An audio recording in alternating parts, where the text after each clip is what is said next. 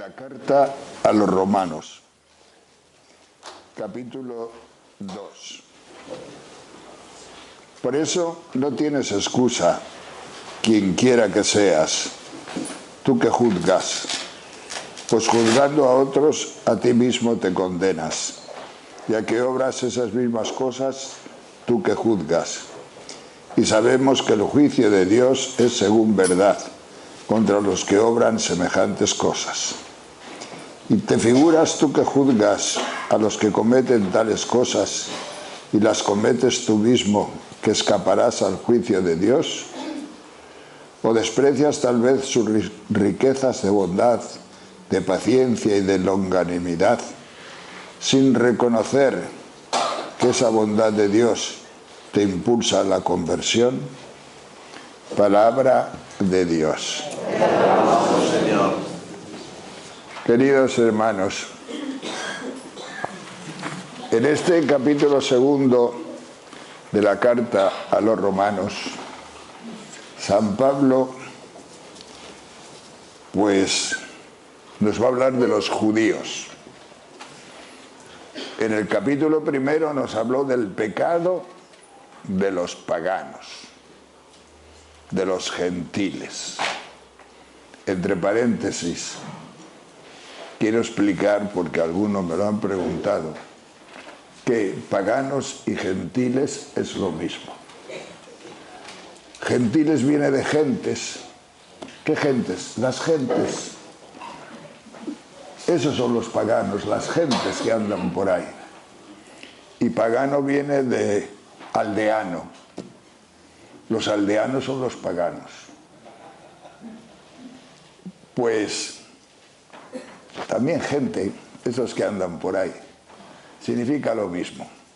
Son dos formas de entender aquellas personas a las que no se les ha predicado todavía ni el Evangelio, ni se les ha predicado la religión, la religiosidad nuestra. Entonces, tomadlo como una palabra unívoca, si queréis. Aldeano no, iba a decir aldeano no. O sea, pagano y gentil viene a ser lo mismo. Bueno, pues nos habló el otro día del pecado del pagano y dijo cosas muy duras que yo en este momento no voy a repetir. San Pablo tiene, para que nos situemos, siempre una perspectiva, porque esto va en perspectiva.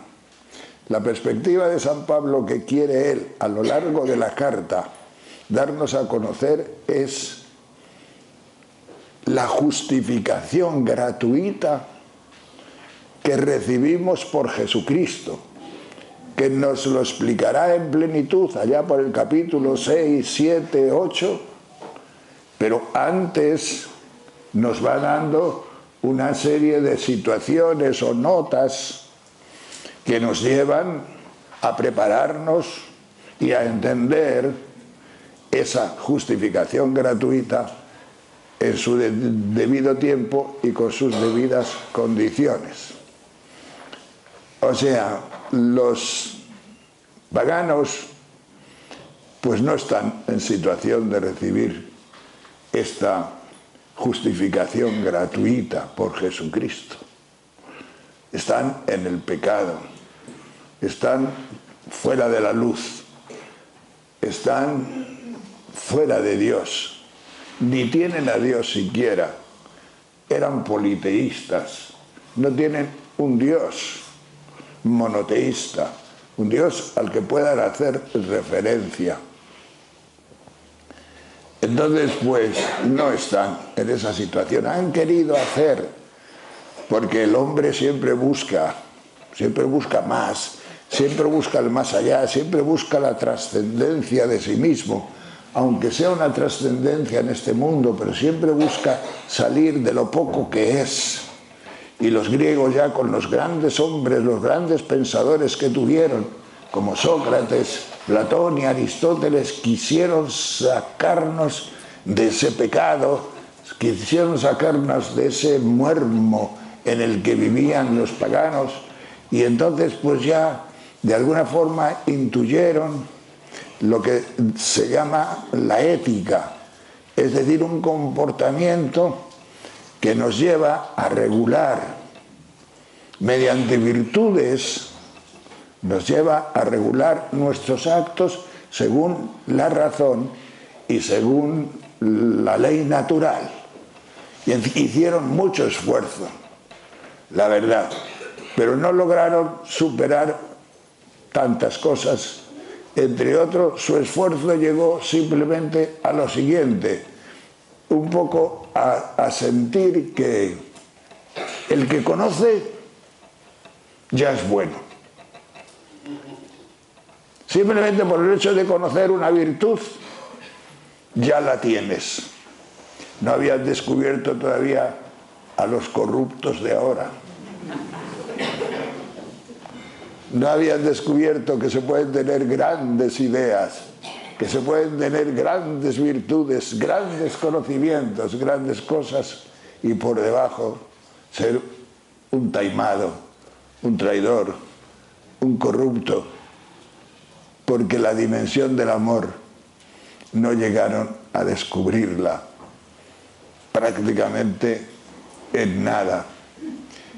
Es bonito y siempre me llamó mucho la atención ya cuando era joven y me lo contaban. Ese dicho que dicen que dijo Aristóteles antes de morir. Él mismo se dio cuenta de esto que estoy yo diciendo. No sabemos nada, no conocemos nada, no hemos recibido luz. Y Aristóteles, que no conoció a Dios como creador, pero sí como fin de todas las cosas, pues dicen que dijo esta oración: Arge, Arjón, eleison mu, eleison y más. Pues si no lo habéis entendido, os lo digo en latín. El latín es causa causarum miserere mei. Por si no lo habéis entendido, os lo digo en castellano. Causa de todas las causas, ten piedad de mí. Y si es verdad eso, figuraos hasta qué hondura este hombre clamaba. Pero clamaba desde la oscuridad, clamaba desde la tiniebla. Causa de todas las causas, no entiendo nada, no sé nada, no sé qué sentido tiene la vida en este mundo, no sé nada. Pero mi oración sale desde lo profundo de la tiniebla y de la ignorancia. Pero es esta: miserere mei, ten misericordia de mí. No era capaz de decir, por ejemplo, agape mu, ámame. En latín y en castellano, y todo, bueno, es casi igual. Quiéreme, ámame. No había descubierto esa dimensión, porque si hubiera descubierto esa dimensión, pero sí la de la misericordia. Ten misericordia de mí. Sí. Yo no sé si esto es verdad, porque se toma más bien como leyenda, pero viene de lejos. Como dicen los italianos, si non è vero, è ben trovato. Si no es verdadero, está bien inventado. Está bien inventado. Desde lo profundo de la tiniebla, él clamaba a Dios. Y desde lo profundo del pecado, de los judíos, de los paganos, él hablaba de esta forma. Los romanos igual. Los romanos no se aplicaban tanto a la ética, porque en realidad los romanos es la gran ramera. Roma es la gran ramera del Apocalipsis. Pero sin embargo, en el derecho, por ejemplo, pues tuvieron un progreso tremendo, tremendo. La jurisprudencia, supieron hacerlo muy bien. Pues bien, el pecado del judío es el que nos interesa hoy, porque es el que se refiere a este capítulo 2 del que estamos hablando. Los judíos pues ya entraron en otra dimensión, una dimensión religiosa. Ya descubrieron a un ser, o mejor dicho, fue un ser monoteísta, un Dios con nombre incluso. Tener un Dios con nombre, yo soy Yahvé, que estoy contigo, que soy tu Padre, que te llevo, que te quiero llevar, mi pueblo elegido. Entonces ya hay una intimidad, ya hay una elección, y después las alianzas, las promesas. Dios hablaba, la ley, todas estas cosas se las dio a los judíos. O sea, podía haber sido un pueblo de grandísima intimidad, y lo fue. En los grandes próceres, en los conspicuos, Moisés, Abraham, etcétera, lo fue, la gran intimidad. Pero San Pablo, en su época, haciendo un juicio sobre el pueblo judío, dice lo siguiente: tú, judío, ¿te crees que vas a escapar? Tú que tienes una ley, tienes mucha intimidad, tienes todo lo que quieras, pero juzgas. El pecado del juicio. Es extraño que San Pablo, ¿verdad?, le achaque al judío como elemento para no llegar a descubrir la justificación gratuita, el juicio. Porque los pecados que se le achacan en la Biblia a los judíos fundamentalmente, pues es el pecado de la idolatría continuamente, que se van con otros dioses y Dios les castiga porque se han ido con otros dioses últimamente. Ya su pecado es no haber aceptado a Cristo, no estar preparados, tener el corazón endurecido. San Pablo aquí, sin embargo, habla del juicio. Tú que juzgas a otros y haces aquello mismo que echas en cara a los demás. El juicio es gordo. Nosotros los cristianos ya, con respecto al juicio, tenemos una profundidad mucho más honda. ¿Por qué? Porque nosotros los cristianos no podemos juzgar a nadie, porque no has muerto por nadie, porque el único que ha muerto por cualquiera es Jesús. Entonces el juicio le pertenece a Él. El juicio no me pertenece a mí, no nos pertenece a nosotros.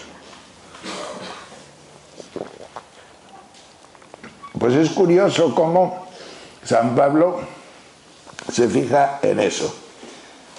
El plano moral ya es el plano del judío, no simplemente un plano ético, no, ya más moral, porque es mucho más religioso y podríamos decir que está tocado de alguna forma por la gracia de Dios, porque ese plano moral incluye muchas cosas y muy importantes. No cumplen nada, pero lo juzgan todo. No han comprendido la gratuidad de su elección. Ahí está, yo creo, su gran pecado. ¿Cuál es el pecado del pueblo judío para no recibir a Cristo? Simplemente que se han apoderado del don. Recibieron un don. Maranatha también ha recibido un don mayor todavía que el pueblo judío. También nos podemos apoderar del don, pero no se trata de nosotros ahora, después. Ahora se trata de los judíos. Se apoderaron del don, se apoderaron de la elección, se lo creyeron, nacionalizaron la ley, nacionalizaron el templo, nacionalizaron la alabanza, lo nacionalizaron todo, la obra de Dios en ellos. Se creyeron que eran el único pueblo y los demás pueblos eran pueblos a desechar, pueblos malditos, pueblos que Dios no quería, pueblos separados de la misericordia del don. Pues bien, apoderarse del don, apoderarse de la gratuidad, es terrible, ¿verdad? Es terrible porque es perder la gratuidad, es perder. Y mira que Dios les dijo desde el principio, no os he elegido porque seáis los más guapos entre todos los pueblos, ni los más fuertes, ni los más merecedores.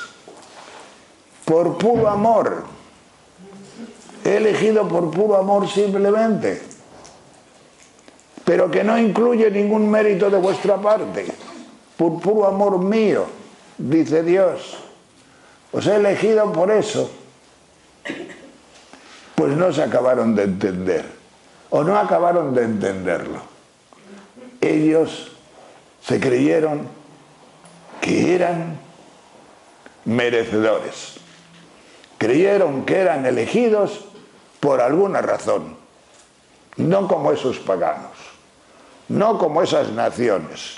No como los otros, los de más allá. ¿No conocéis alguna actitud de esta dentro de vosotros? Yo, pues un poco sí. Entonces, pues, ese pecado está muy extendido. Claro, no podían recibir a Cristo de esta forma porque Dios no se deja robar por parte de nadie la gloria del amor. Iba a venir Jesucristo. Dios en su mente tenía precisamente el traernos a Jesucristo, que es lo que San Pablo nos quiere poner delante, con su justicia gratuita, mediante la fe, eso sí, pero con su justicia gratuita, que Dios no te pide méritos, que no te pide nada más que creas que te lo van a dar, que te lo creas con sencillez. Pero el judío dice, si ya me lo han dado, si lo tengo yo todo, si yo ya tengo las cosas, Dios es mío ya, Dios me pertenece. Y Dios se les escapó. Pasó debajo de todo el tinglado judío y se fue. Y se fue. Entonces el pueblo quedó a dos velas, naturalmente. Se fue. Dice, tú que juzgas, utilizando la luz en provecho propio, dice San Pablo, predican no robar y roban. Predican contra el adulterio y adulteran. Aborrecen los ídolos y saquean sus templos. El nombre de Dios, dice Dios, mi nombre es blasfemado en todas las naciones por vuestra culpa. Porque vuestra conducta, la conducta de los judíos, hace que digan los extranjeros, los paganos, el Dios de estos hombres tiene que ser malo, porque su conducta es mala. Los judíos siempre sabéis que han sido muy trapaceros, sobre todo en la economía. Pero lo traen en los genes desde antes de ser judíos, yo creo. Es decir, son negociantes, y lo eran ya entonces, y se hacen ricos fácilmente. Y en aquella época hacerse ricos era una cosa, pues, bueno, como ahora. Ya dijo Aristóteles, nadie gana si otro no pierde. O sea, que si alguno se hace rico es porque otro ha perdido. El capitalismo nos trae ideas distintas y puede ser que no sea verdad lo que dice Aristóteles del todo, pero nadie gana si otro no pierde. Y como los judíos ganaban tanto, pues mire usted, el Dios de estos usureros, el Dios de estos bancarios, porque los judíos ya inventaron los bancos muchos años antes que lo inventaran en Venecia, por más que digan estos. Hace muchos años que la usura y todas esas cosas eran ya actuadas por los judíos. y blasfemaban los pueblos el nombre de Dios. Y a Dios pues no le gustaba, evidentemente no le gustaba. Y entonces cuando un judío oye a San Pablo dice, ¿pero cómo? ¿Qué dices tú? ¿Que Dios nos va a desechar a nosotros? ¿Que va a haber una justificación? Y le preguntan, ¿a pesar de la circuncisión? Es la objeción que le ponen los judíos. La circuncisión ya sabéis lo que es, un signo en la carne,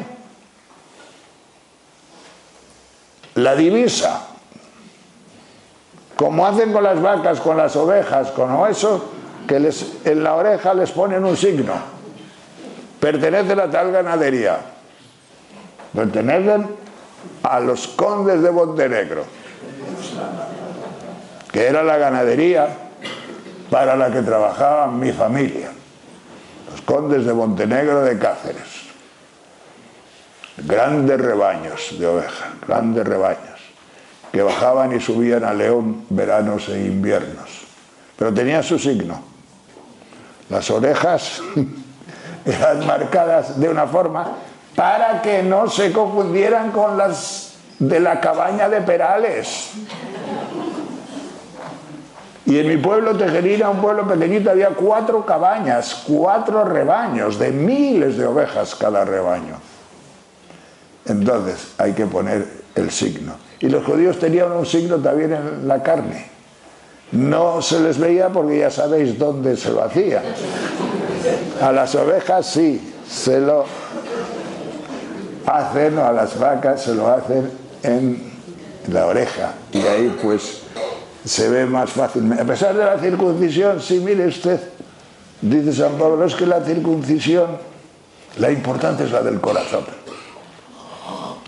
La importante es la que nace de la fe de los hijos de Abraham, no la que nace en la carne de los hijos de Abraham.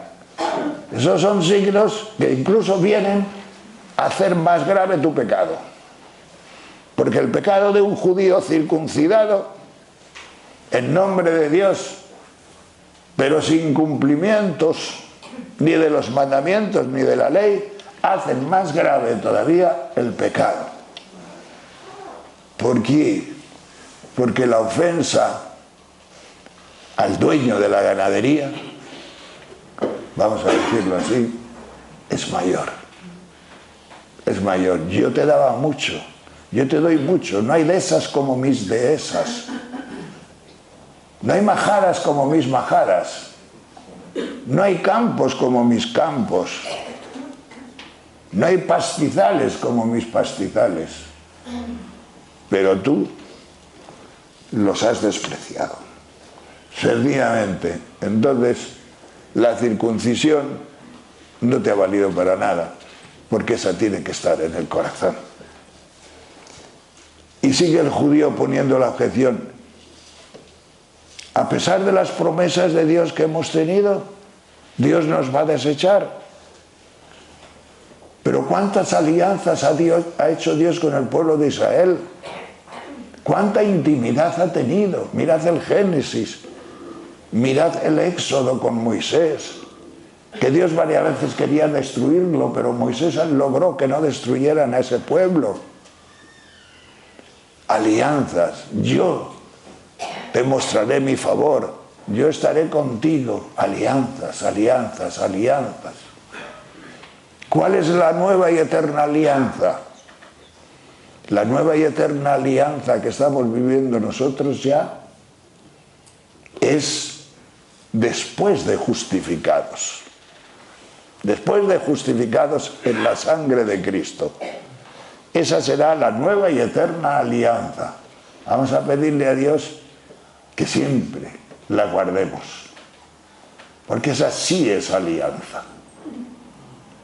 Y los judíos dicen, a pesar de las alianzas, a pesar de las promesas de Dios, que nos ha dado una tierra, y es verdad que nos ha dado una tierra, que nos ha hecho un pueblo, es verdad todo eso. Y Dios se va a desdecir. Dios va a ser tan injusto como para quitarnos lo que nos prometió. Pues el problema es que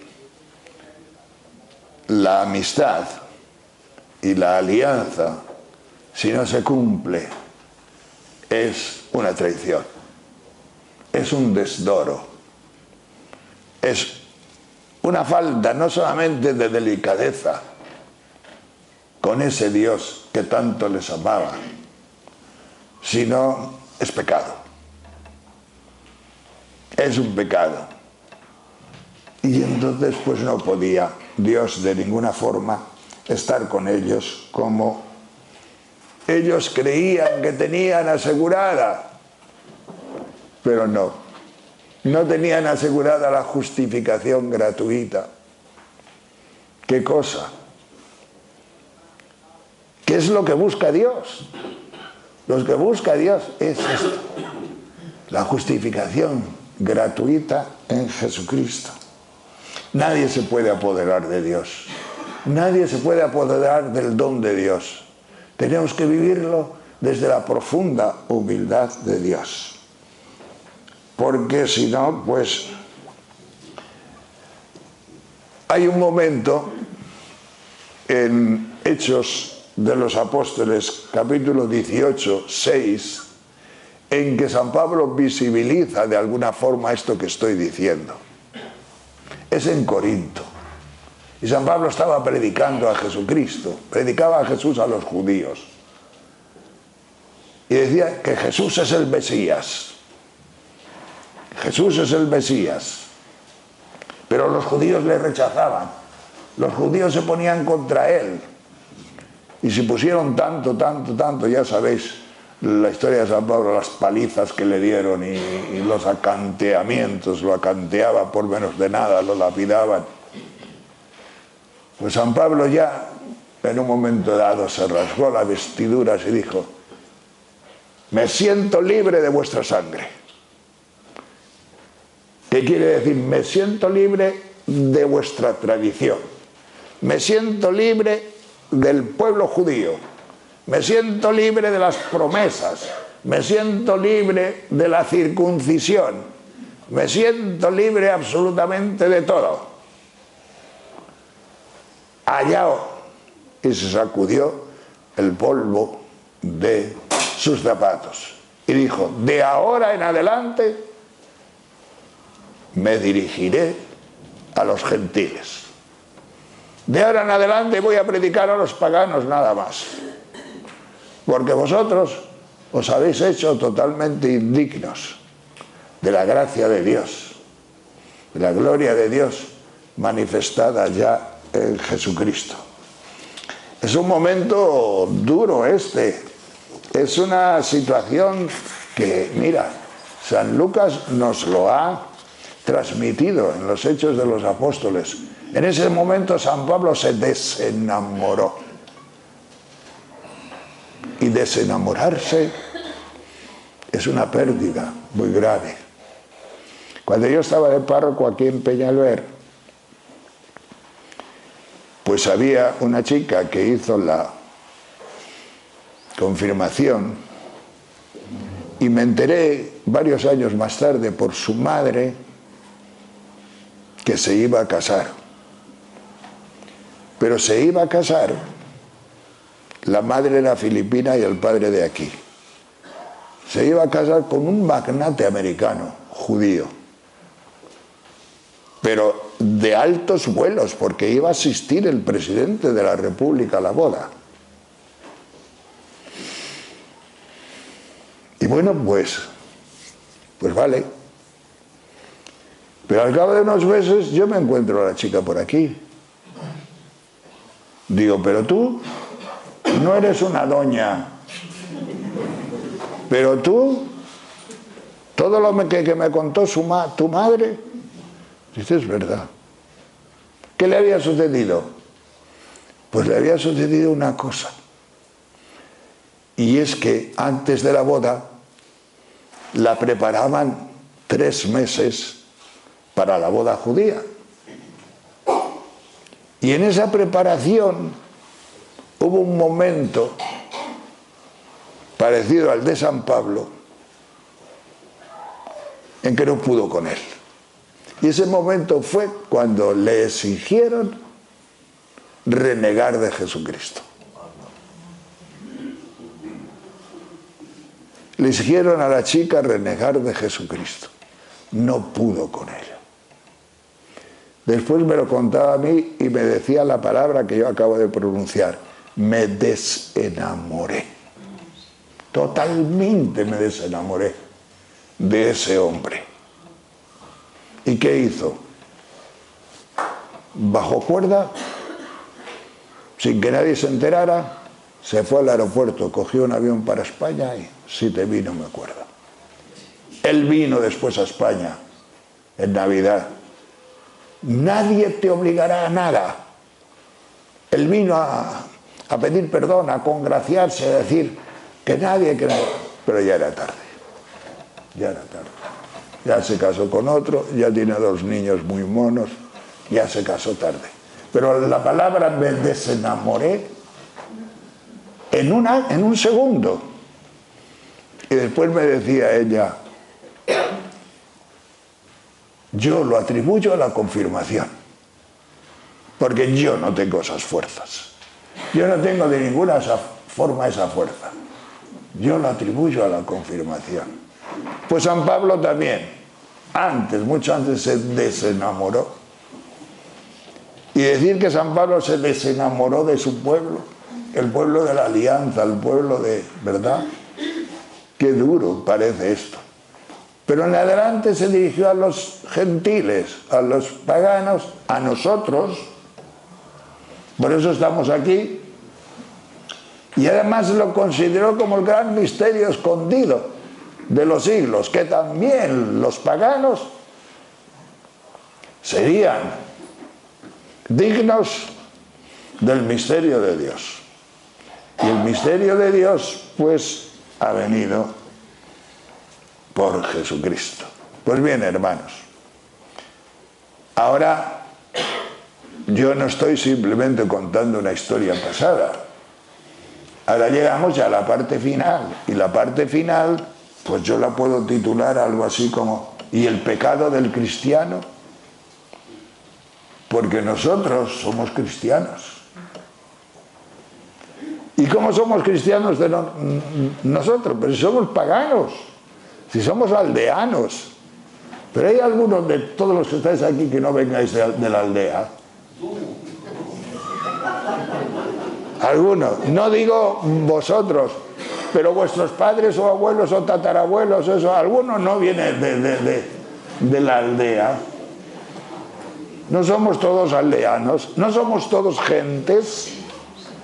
gentiles, esas gentes que andan por ahí. Nosotros, yo vengo de Tejerina. ¿Y tú? ¿De dónde vienes? Pero aldeanos, del campo, junto a las vacas, junto a los animales. Y no con Dios. ¿Por qué? Pues porque, bueno, no sé, yo nunca he visto predicar a una vaca. Que una vaca me predique. Entonces, pues, bueno, a lo mejor me predica mucho, pero... Entonces somos aldeanos, somos paganos. Nos hemos encontrado nosotros, sin comerlo ni beberlo, con que somos herederos de las promesas de los judíos y de la historia de la salvación. Porque esto, si os dais cuenta, es una historia de salvación que se viene realizando en el mundo por Dios. Y resulta que nosotros somos herederos de las promesas. Nosotros estamos incrustados en este momento en el centro centrísimo de la historia de la salvación. Y además ya tenemos una experiencia justificante, es decir, la experiencia de la justificación gratuita anunciada en Cristo Jesús. Ya no es la circuncisión, nos lo ha dado el bautismo. Para todos los cristianos el bautismo le da este conocimiento, esta marca, que no es una marca externa como la circuncisión en la carne, sino que es algo en el espíritu, que todos los cristianos, algo en el alma, que todos los cristianos pues deberíamos experimentarla, porque si no se experimenta la cosa, se vive a nivel teórico como los griegos, y con eso no. Es la experiencia la que transforma la vida, es la experiencia la que te cambia, es la experiencia la que te hace acoger el amor de Jesucristo, porque la justificación gratuita es amor, mucho más que conocimiento. Es el amor con que Jesucristo te ama, te está amando, y el amor con que Jesucristo te bendice, de tal forma que tú en este momento, justificado por su sangre, ya en la alegría y el gozo de saber que estás salvado en Jesucristo y que necesitas creértelo, y el Señor hará los demás, pues es algo maravilloso. Aquí entra un personaje nuevo, y el personaje nuevo que entra aquí ya es divino, es el Espíritu Santo. El personaje nuevo que entra aquí es el Espíritu Santo, que viene con el bautismo y que nos hace experimentar esta justificación gratuita en Jesucristo. El mismo Jesucristo dice a los apóstoles en los Hechos de los Apóstoles, capítulo 1, versículo 4, después de su resurrección: aguardad a la promesa del Padre. No os ausentéis de Jerusalén, que dentro de pocos días vais a recibirla. ¿Cuál es la promesa? La promesa, no una promesa, sino la promesa, la única promesa que tiene el Padre es el Espíritu Santo. Y todos nosotros damos gracias a Dios en este momento. ¿Por qué? Porque después de una historia de salvación tan larga, podemos decir: tenemos la promesa, tenemos el Espíritu Santo, hemos recibido el Espíritu Santo. Y yo lo puedo decir de este pueblo y de tantas otras, porque es de la Iglesia, no es mío ni de Maranata. Es la promesa de la Iglesia, depende cómo lo viva cada uno, claro. Pero yo me siento profundamente agraciado y profundamente agradecido de poder vivir esto así, el Espíritu Santo. Y el Espíritu Santo nosotros lo hemos recibido el día de Pentecostés, de nuestro Pentecostés personal, el día de la efusión. Evidentemente es sobre el bautismo, porque lo más importante que tenemos es el bautismo. Pero ¿qué pasaba con nosotros también? Pues que andábamos por la aldea casi, que no nos enterábamos de que teníamos Espíritu Santo, como tantos cristianos hay hoy día, que no le sacas chupe, no le sacas chicha. El otro día fui a ver una película que la estrenan hoy o mañana, San Pablo, un día de estos, no sé cuándo.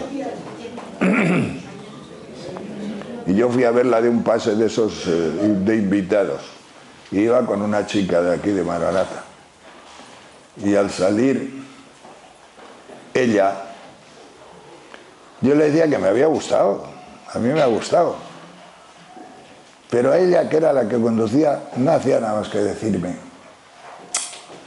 tiene poca chicha. No me ha gustado del todo porque tiene poca chicha. Yo entendía perfectamente lo que decía, y vosotros entendéis perfectamente a lo que se refería la chica. Tiene poca chicha. Digamos, en Maranata como que las expresiones hubieran sido distintas. Digo, ya, pero para el público que, no sé, os invito a que la veáis. Y además a que la veáis con una intención, a ver si tiene chicha o no tiene chicha. A ver si la película tiene chicha. Tiene chicha de justificación, tiene chicha espiritual. A mí también me pareció pues que los pobres cristianos perseguidos por Nerón en aquel momento estaban demasiado dolientes, demasiado miedosos, demasiado temerosos. Y por otra parte morían con toda el alma entregada al Señor. O sea, son cosas como extrañas, ¿no?, del guionista. que no me pareció el mayor genio del mundo, el guionista de esa película. Pero bueno, pero es interesante. De hecho, una constatación que a mí me gusta hacer mucho, esa constatación. Yo no sé cuánto dura, 1 hora y media o 2 horas, pero mira, está todo el teatro así, o todo. Las 40 personas estábamos allí así. No pierdes ni un segundo. Puede ser que esté muy mal, pero te ha interesado enormemente. ¿Cómo se come esto? Yo no lo sé. Puede ser que no sea buena, pero te ha interesado enormemente. Y por lo tanto, eso ya es una bondad de la película. Es decir, pues tiene chicha. Y aquí nosotros pues hemos conseguido del Señor el alcanzar ese don, esa gracia de la chicha espiritual. Pues bien, no quiero extenderme ya mucho más porque estoy terminando. El Espíritu Santo viene como luz para reconocer al hombre Jesús, porque el tema de Jesucristo es impresionante. Yo no me voy a meter ahora con el tema de Jesucristo porque va a ser toda la carta a los romanos, pero que el Espíritu Santo nos haga reconocer. Y esto es absolutamente necesario para la justificación gratuita, que nos haga reconocer, y yo creo que en este pueblo ya se está reconociendo en lo más hondo del pueblo, que un hombre, mediador entre Dios y los hombres, el hombre Jesús, porque Jesucristo no es mediador entre Dios y los hombres como Dios, es mediador como hombre. Que el hombre Jesús sea la fuente de la justificación. Es que se necesita sangre y Dios no tiene sangre. Se necesita un hombre, pero se necesita un Espíritu Santo para que te haga ver que ese hombre, que lo percibimos experimentalmente en cuanto hombre y nosotros fenomenológicamente de una manera clara, por la experiencia que tenemos, pero es un hombre que encima tiene personalidad divina. Esta sí que es gorda. Es Dios también, tiene personalidad divina, pero la justificación gratuita nos viene porque nos ha redimido en su cuerpo de carne. ¿Cómo entiendes esto? Pues se entiende con un infinito amor, porque este hombre es como tú y como yo y hace comunidad con nosotros. Y aquí hay una comunidad maravillosa y puede haberla en el cristianismo porque sencillamente la fuente de la justificación la ha puesto Dios en la propia humanidad, en ti, en mí y en nosotros. Él es el que ha derramado la sangre, pero la sangre para que tú la derrames con otros, en el amor de los demás. Entonces este es un misterio que realmente es inimaginable. Es inimaginable. Y claro, la carta va por ahí. La carta va por ahí. El amor de Dios manifestado en Cristo Jesús. Aquí se canta mucho eso de nadie me separará del amor de Dios. Mentira. Es una canción mentirosa. Porque San Pablo, es una frase de San Pablo, pero dice, nadie me separará del amor de Dios manifestado en Cristo Jesús. Esa es la frase. Y a mí me da una pena cuando quitan a la humanidad de Jesucristo de la manifestación del amor de Dios. Me da una pena tremenda. Pues bien, hermanos, ¿cuál podría ser nuestro pecado? Pues ya lo intuís. O falta de fe, o falta de esperanza, porque la tendencia, o falta de amor, porque nuestra tendencia va siempre a lo natural, va a la moral, a ser buenos. Vamos a ser buenos, vamos a tener virtudes, vamos a comportarnos bien. Pero si eso no te va a salvar, si las virtudes no te van a salvar, si no te va a salvar el ser bueno, eso no salva. salva la justificación gratuita de la sangre de Jesucristo. Salva la fe con la que tú crees esto. Y yo te pregunto ahora, ¿lo crees? Porque la cosa se las trae. Pero si te lo crees, estás justificado en Jesús. Y San Pablo nos lo preguntará más de una vez a lo largo de esta carta. Por eso, tomad esta carta, pues no sé, como una historia, como una película que tiene muchos pasos y que no quiero deciros ya desde el principio al final para que no perdáis el interés. Pero hay muchos pasos muy bonitos en los que el Señor, lo voy a decir con una palabra muy sencilla, nos va a amar un montón. Porque esto es una predicación. Y si es una predicación, es un amor. No es un razonamiento. No es una clase. Esto es un amor porque son palabras que te dice el Señor directamente a ti y a tu corazón. Gloria al Señor. Gloria a Dios.